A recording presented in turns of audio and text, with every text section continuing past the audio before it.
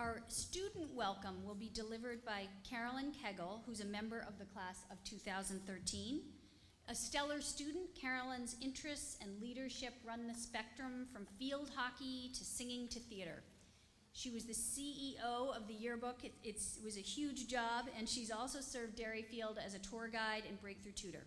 Carolyn will attend Columbia University in the fall. I give you Carolyn Kegel.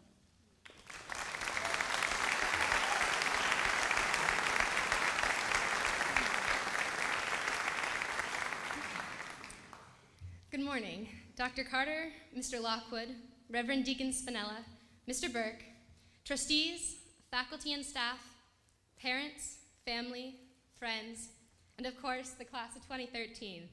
It is my distinct pleasure to welcome you this morning to the 46th commencement exercises at the Derryfield School. I am still trying to convince myself that graduation is actually here, although I've anticipated it since attending commencement as a freshman with the concert choir. It's the end game, the culmination of our time here. I heard a junior saying in the hallway on Wednesday, "Hey, on Saturday, it'll be exactly 365 days until we graduate."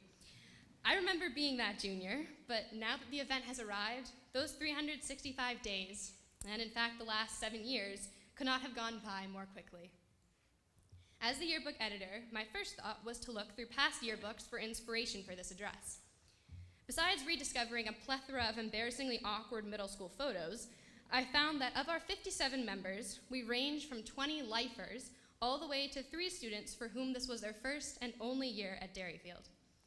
We have collectively performed in 12 school productions and been a part of capturing 12 state championships.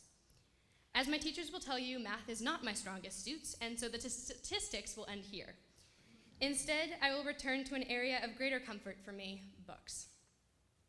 One of my favorite pastimes, which I feel is representative of the entire Derryfield experience, has been shelving books in the library.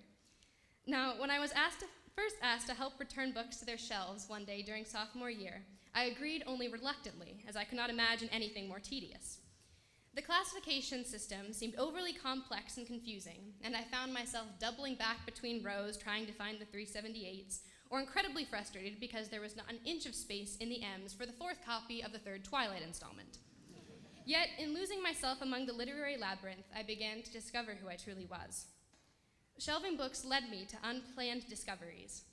Methodically scanning a wall of fiction once for the Hemingway section, my eye was caught by an impressive volume with glossy golden print marching down its spine, The Pillars of the Earth by Ken Follett. My previous duty forgotten, I pulled it down and read the brief cover summary. An epic tale chronicling the building of both Kingsbridge Cathedral and people's lives from all levels of 12th century English society. I was instantaneously enthralled by life during the Middle Ages, and it ignited a fascination with architecture, which led me to investigate the slender grace of Islamic minarets and the horizontal, natural lines of Frank Lloyd Wright's Falling Water for school projects. Additionally, it set me on a quest to discover other gems in the library. There was something so exciting about finding something I love completely by surprise. And as shelving books caused me to unexpectedly discover a passion of mine, Derryfield has similarly set us all up to find and pursue our individual passions. Because of the sports requirement, I found a sport that I'm actually decent at and which I now love, field hockey. The international opportunities offered have encouraged us to become global citizens by exploring other worlds and cultures, and I know my personal addiction to languages began with the 7th grade Latin trip to Rome. However, I would be leaving out a critical part of the Derryfield formative experience if I didn't mention our outstanding faculty and parents, 2 groups of people who sometimes overlap.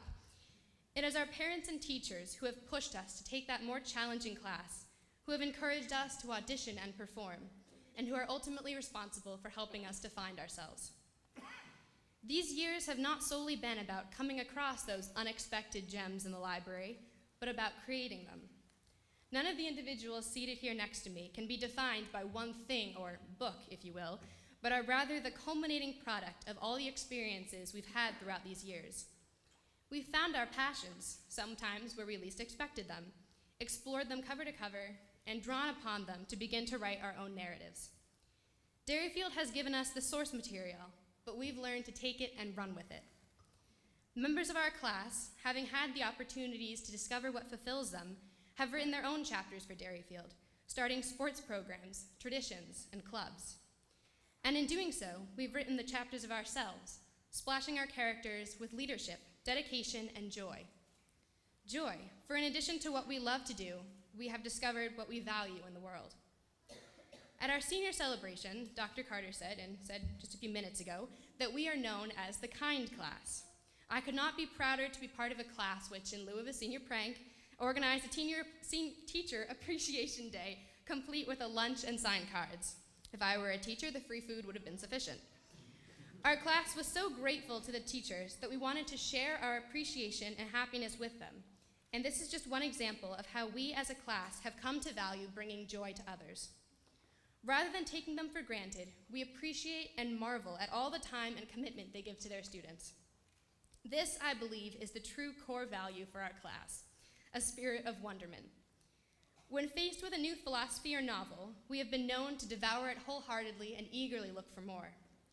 We maintain a sense of wonder with the world and appreciate each moment to its full extent. Hand in hand, then, is our spirit of youth. I cannot tell you how many tweets or posts I have seen in the last few days about staying young and not wanting to grow up. A reference to my favorite book, Peter Pan, would not be out of place here. Wendy Darling has the adventure of a lifetime in Neverland, yet ultimately realizes that she must grow up. However, as she grows up, she never forgets her time flying with Peter Pan, maintaining her youthful spirit and belief in him. The chapters of our Derryfield lives are coming to an end, whether we have more to write or not. We have discovered subjects, causes, and activities which have brought us joy, and we have in turn shared that joy with others. We are completely ready to start writing the next chapter of our lives. We've all had one foot in college since we received our first acceptance letters.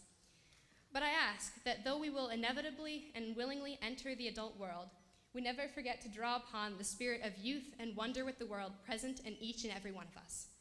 Use that spirit which has driven our time here in defining the new characters we become, for to live will be an awfully big adventure. Thank you and welcome to Commencement.